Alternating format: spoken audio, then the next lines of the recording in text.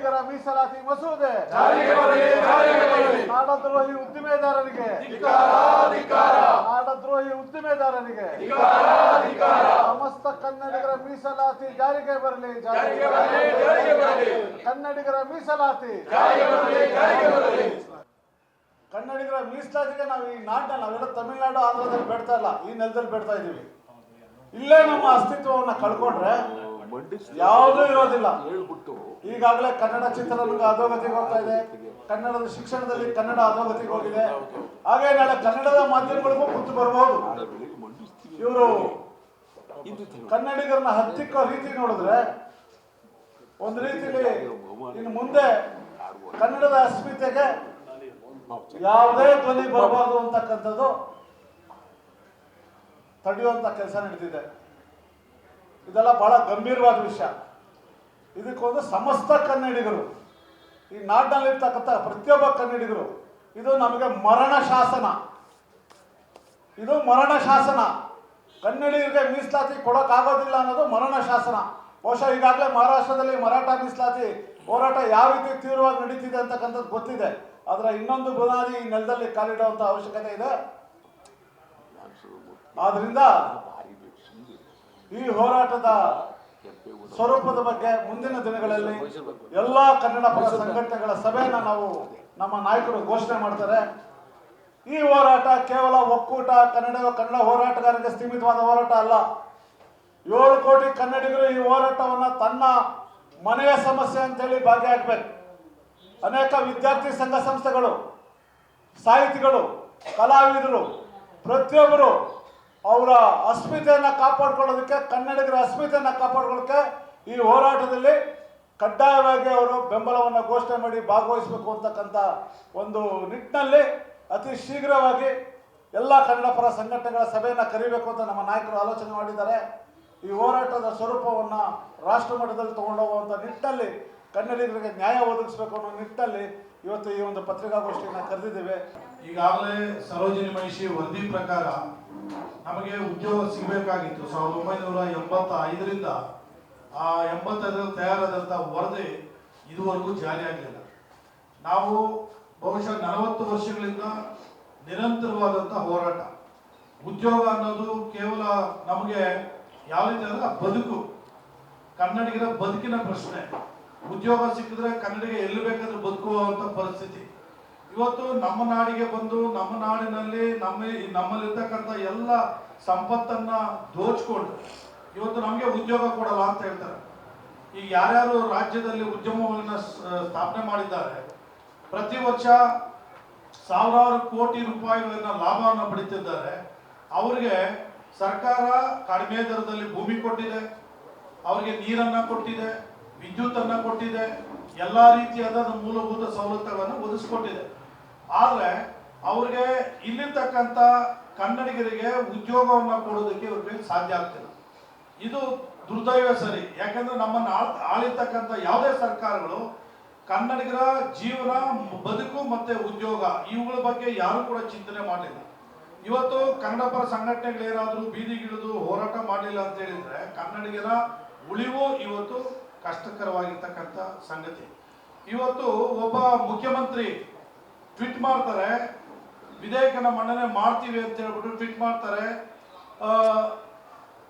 ಈಗ ನಮ್ಮ ಶಿವರಾಮೇಗೌಡರು ಹೇಳಿದಾಗೆ ಎ ಮತ್ತೆ ಬಿ ಗ್ರೂಪ್ನ ಉದ್ಯಮಿಗಳಲ್ಲಿ 50%, ಸಿ ಮತ್ತೆ ಡಿ ಗ್ರೂಪ್ನ ಉದ್ಯಮಿಗಳಲ್ಲಿ 75% ಕೊಡ್ತೀವಿ ಅಂತೇಳಿ ಹೇಳಿದ್ರು. ಅದನ್ನ ಕೆಲವು ಗಂಟೆಗಳಲ್ಲಿ ಡಿಲೀಟ್ ಮಾಡಾಕ್ತಾರೆ ಅಂತ ಹೇಳಿದ್ರೆ ಅವ್ರಿಗೆ ಈ ಕಂಪನಿ ಮಾಲೀಕರ ಒಂದು ಭಯ ಯಾವ ರೀತಿ ಇದೆ ಅಂತೇಳಿ. ಇವತ್ತು ಅದೇ ರೀತಿ ಇವರು ಯಾವಾಗ ಡಿಲೀಟ್ ಮಾಡಿದ್ರು ಇವರು ಉದ್ಯಮಗಳನ್ನ ಕನ್ನಡಿಗರಿಗೆ ಕೊಡಬೇಕು ಅಂತ ಹೇಳಿ ಈ ಉದ್ಯಮಗಳು ಯಾವತ್ತು ಕರ್ನಾಟಕನ ಬಿಟ್ಟು ಹೋಗ್ತೀವಿ ಅಂತೇಳಿ ಅಂದ್ರು. ಅದಕ್ಕೆ ಒಬ್ಬ ಕೇರಳದ ಒಬ್ಬ ಕಾರ್ಮಿಕ ಸಚಿವ ಹೇಳ್ತಾನೆ ನಮ್ಮ ನಾಡಿಗೆ ಬನ್ನಿ ಅಂತ ಹೇಳ್ತಾನೆ, ಆಂಧ್ರದ ನಾರಾ ಲೋಕೇಶ್ ಹೇಳ್ತಾನೆ ನಮ್ಮ ನಾಡಿಗೆ ಬನ್ನಿ ಅಂತ ಹೇಳ್ತಾರೆ. ಅವ್ರಿಗೆ ನಾನೊಂದು ಮಾತನ್ನ ಹೇಳ್ತೇನೆ, ಅವ್ರು ಹೇಳಿರೋದು ಸತ್ಯನೇ, ನಮ್ಮ ರಾಜ್ಯಕ್ಕೆ ಬನ್ನಿ, ಉದ್ಯಮಗಳನ್ನ ಸ್ಥಾಪನೆ ಮಾಡಿ ಎಲ್ಲ ರೀತಿಯ ಸವಲತ್ತುಗಳನ್ನ ಕೊಡ್ತೀವಿ ಅಂತ ಹೇಳಿದ್ದಾರೆ. ನಾನು ಅವ್ರಿಗೊಂದು ಕಿವಿ ಮಾತು ಹೇಳೋದು ಏನಂತ ಹೇಳಿದ್ರೆ, ನೀವು ಉದ್ಯಮಗಳನ್ನ ಕರ್ಕೊಳ್ಳೋದಕ್ಕೆ ಮೊದಲು ಇಲ್ಲಿರ್ತಕ್ಕಂಥ ನಿಮ್ಮ ರಾಜ್ಯದವ್ರನ್ನ ಕರ್ಕೊಂಡ್ಬಿಡಿ, ಮಾಡೋದಕ್ಕೆ ಸಿದ್ಧತೆಯನ್ನು ಮಾಡ್ಕೊತಾ ಇದೀವಿ. ಅದ್ರಲ್ಲಿ ಬಹಳ ಮುಖ್ಯವಾಗಿ ಇಲ್ಲಿ ಎಲ್ಲ ವರ್ಗದ ವಿದ್ಯಾರ್ಥಿಗಳು ಕಾರ್ಮಿಕರು ಎಲ್ಲರೂ ಕೂಡ ಈ ಹೋರಾಟದಲ್ಲಿ ಸೇರ್ಕೋಬೇಕು. ಮುಂದಿನ 25ನೇ ತಾರೀಕು ನಾಯಕರು ಅನೌನ್ಸ್ಮೆಂಟ್ ಮಾಡ್ತಾರೆ. ಆ ಒಂದು ಹೋರಾಟಕ್ಕೆ ಆ ಒಂದು ಸಭೆಗೆ ಎಲ್ಲರೂ ಕೂಡ ಬರಬೇಕು. ತಮ್ಮ ತಮ್ಮ ಅಭಿಪ್ರಾಯಗಳನ್ನು ಹೇಳಿಕೊಂಡು ಮುಂದಿನ ಹೋರಾಟಕ್ಕೆ ಸಿದ್ಧವಾಗಬೇಕು ಅಂತೇಳಿ ಈ ಸಂದರ್ಭ ಹೇಳಲಿಕ್ಕೆ ಬಯಸ್ತೇನೆ. ಬಹಳ ನೋವಿನಿಂದ ಸೇರಿದ್ದೀವಿ ನಾವು. ಈ ಪದ ಯಾವತ್ತೂ ನಾನು ಹೇಳಿರಲಿಲ್ಲ. ಸುಮಾರು ಸಾವಿರಾರು ಮಾಧ್ಯಮಗಳ ಸಭೆ ಮಾಡಿದಾಗಲೂ ಈ ಮಾತು ಹೇಳಿಲ್ಲ, ನೋವು ಅಂತ. ಆದರೆ ಈ ನೋವಿಗೆ ನಾವು ಚಾಲೆಂಜ್,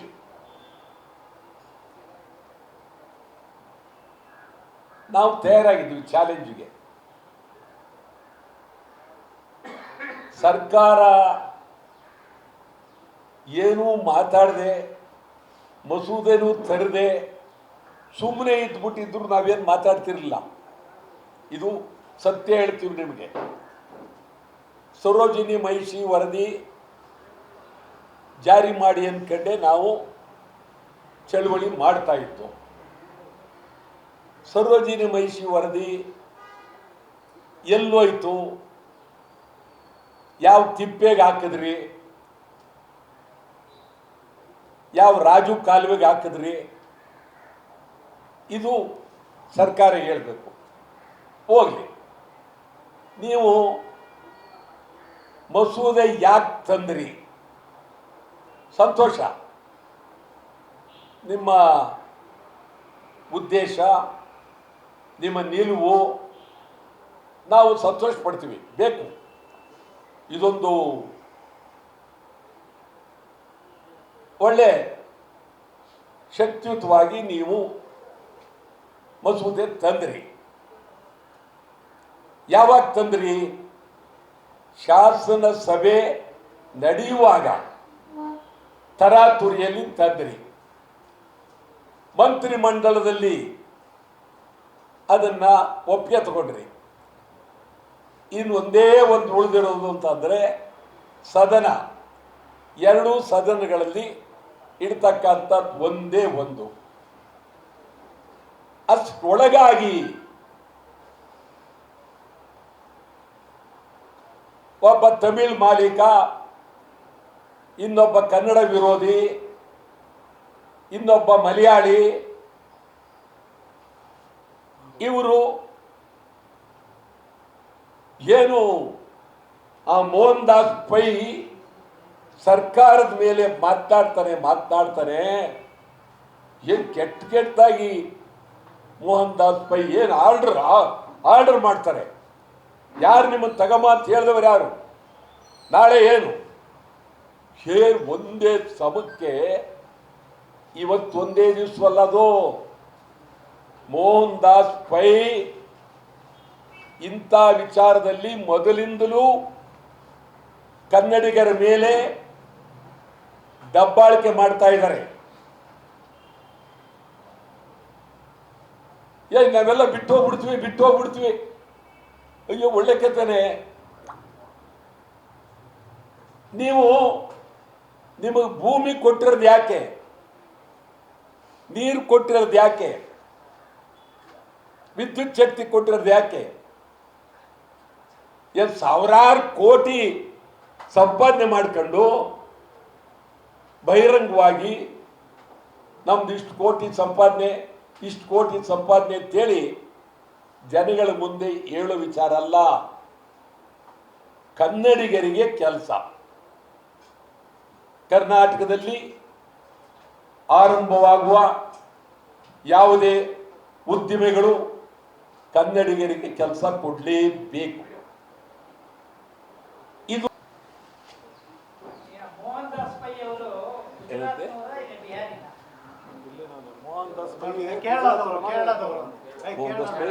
ಮಂಜುನಾಥ್ ಮೋಹನ್ ದಾಸ್ ಪೈ ಕರ್ನಾಟಕದವನ, ಗುಜರಾತ್ ಮೋಹನ್ ದಾಸ್ ಪೈ ಕರ್ನಾಟಕದವನೇ.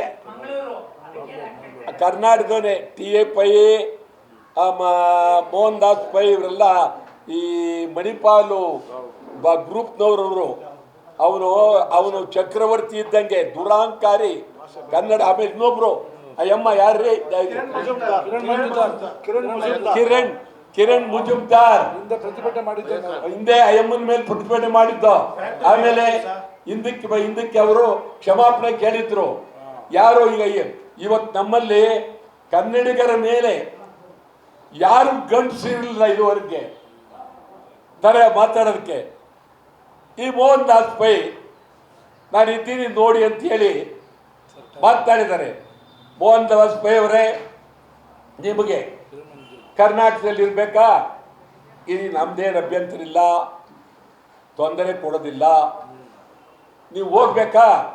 ನಾಳೆ ಬೆಳಗ್ಗೆ ತಮಿಳ್ನಾಡುಗಾರು ಹೋಗಿ, ಆಂಧ್ರಕ್ಕಾರ ಹೋಗಿ, ತೆಲಂಗಾಣಕ್ಕಾರ ಹೋಗಿ, ಎಲ್ಲಿಗಾರ ಹೋಗಿ, ನಾವು ಬರ್ತೀವಿ. ಇದು ವಿಮಾನ ನಿಲ್ದಾಣದಲ್ಲಿ ಇಲ್ಲ ರೈಲ್ವೆ ನಿಲ್ದಾಣದಲ್ಲಿ ನಿನಗೆ ಬಳುವಳಿ ಕೊಡ್ತೀವಿ. ಕೊಡ್ಬೇಕು ಕೂಡಲೇ. ತಲೆಹರಟೆ ಮಾಡಬಾರ್ದು. ಇರ್ಬೋದು, ನಿಂತು ಹಣ ಇರ್ಬೋದು, ಸಾವಿರಾರು ಕೋಟಿ ಇರ್ಬೋದು, ಕನ್ನಡದ ಮುಂದೆ ಏನೇನಿಲ್ಲ. ಎಚ್ಚರಿಕೆ ಕೊಡ್ತಾ ಇದ್ದೀವಿ. ಮುಂದಿನ ದಿನಗಳಲ್ಲಿ ರಾಜ್ಯ ಬಿಟ್ಟು ಹೋಗುವಂತ ಹೇಳ್ತೀವಿ. ನೀನು ಕನ್ನಡ ವಿರೋಧ ಮಾಡಿದ್ಮೇಲೆ ನಾವ್ಯಾಕೆ ನೀನು ಇದು ಮಾಡ್ಬೇಕು? ನಾವು ಅವರ ವಿರುದ್ಧನೇ ನಿಮ್ಮ ಹೋರಾಟ. ಇಲ್ಲ ಇಲ್ಲ, ಅದು ಸಣ್ಣ ವಿಚಾರ. ಒಬ್ಬ ವ್ಯಕ್ತಿಯ ವಿರುದ್ಧ ಅಲ್ಲ.